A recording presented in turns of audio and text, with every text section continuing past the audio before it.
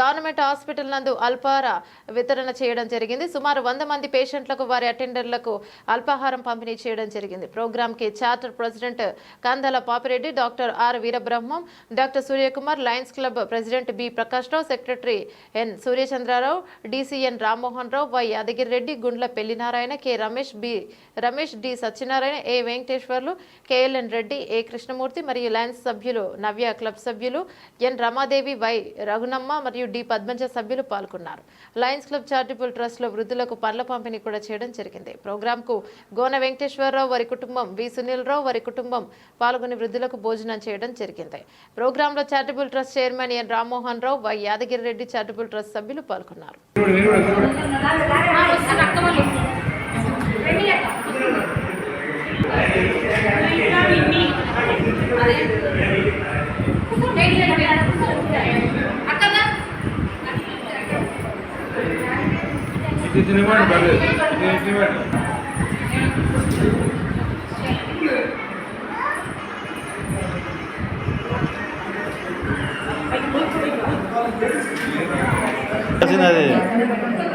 అసలు చేయాల్సింది అది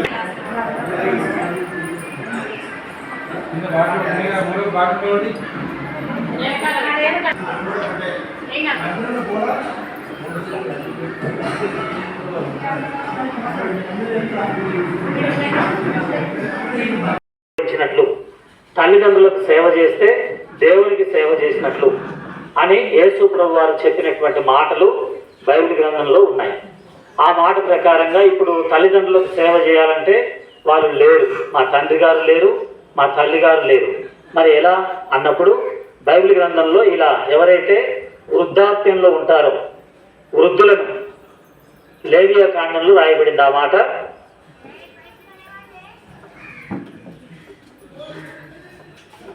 19:10 అక్కడ వ్రాయబడిన మాట ఏంటంటే, మరి దేవుడు ఆశీర్వదించాలంటే పరదేశులను అంటే ఇతర ప్రాంతాల నుండి వచ్చి ఒక దగ్గర నివాసం ఉంటున్న పరదేశులను, తర్వాత తల్లిదండ్రులు లేనటువంటి బీదలను, లేక మరి కుమారులకు కుమార్తెలకు దూరంగా ఉంటున్నటువంటి వృద్ధులను జ్ఞాపకం చేసుకోవాలని 32వ వచనంలో కూడా చెప్తాడు.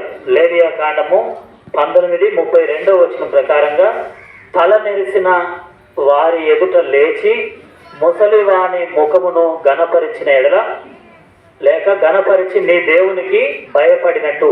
నువ్వు దేవునికి భయపడుతున్నావు అంటే అర్థం ఏంటంటే, ఈ తల నెరిసిన వారిని వృద్ధులను మంచిగా చూసుకుంటే వారు దేవునికి భయపడుతున్నట్లు. అలా బైబిల్ గ్రంథంలో చెప్పిన మాటలు. యేసు ప్రభు వారు కూడా మన అందరి కొరకు కలవరి శిలువలో రక్తాన్ని చెందించి మరణించి సమాధి చేయబడి తిరిగి లేచాడు. ఇలా ఒకరోజు యేసు ప్రభు వారు చెప్పినటువంటి మాట మత్తయి సువార్త 25వ అధ్యాయం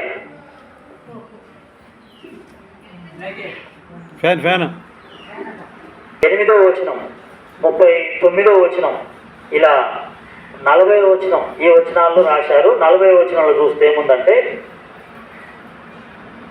ఏమని చెప్తున్నాడు, మిక్కిలి అలుపులైన ఈయన సహోదరులలో ఒకనికి మీరు చేసితిరి గనుక నాకు చేసితిరి అన్నాడు. అంటే వీళ్లకు ఆహారం ఇచ్చినా, వస్త్రాలు ఇచ్చినా, లేక పండ్లు ఇచ్చినా అది యేసు ప్రభుకి ఇచ్చినట్లుగా అని బైబిల్లో చెప్పాడు.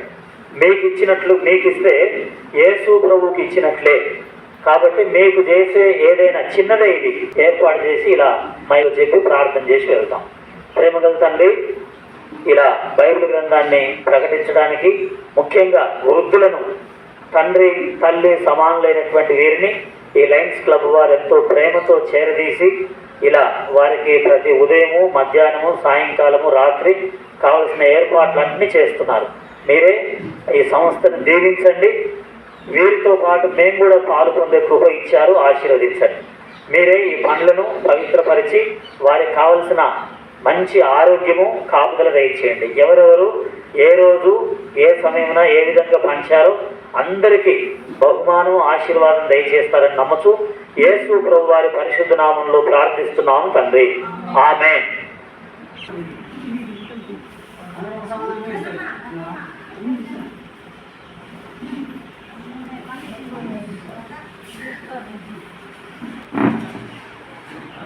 వాళ్ళు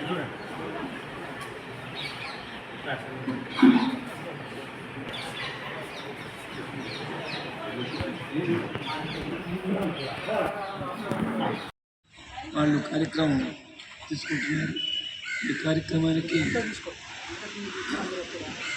పేషెంట్లు మరియు వారికి సంబంధించినటువంటి అటెండెన్స్ కూడా అల్పాహారం అందించాలనే సంకల్పంతో ఈ కార్యక్రమం నిర్వహించవచ్చు. దీని గురించి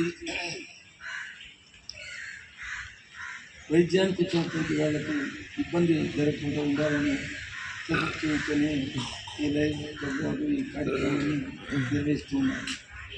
ఈ విషయం గురించి వివరంగా కుమార్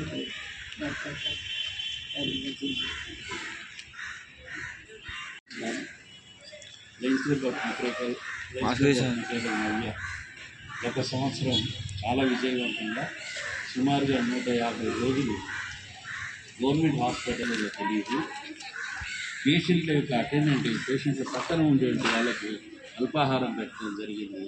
ఈ సంవత్సరం కూడా ప్రకాశ్రావు గారు అధ్యక్షులైన తర్వాత ప్రతి సోమవారం కూడా పేషెంట్ల యొక్క అటెండెంట్లకి అల్పాహారం పెడదామన్న నిర్ణయం తీసుకున్నారు. అది చాలా గొప్ప నిర్ణయం. గత 2 వారాల నుంచి కూడా అనివార్య కారణాల వల్ల చేయలేకపోయాం.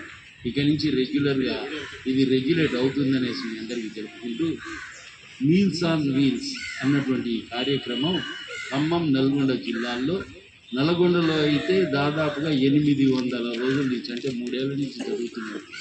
ఇక్కడ మన దగ్గర ప్రతి సోమవారం జరుగుతుంది అని చెప్పడానికి ఆనందిస్తూ ఈ అవకాశం కల్పించిన బాధ్యతకి కృతజ్ఞతలు చెప్పుకుంటూ విరమిస్తున్నాను. Thank you.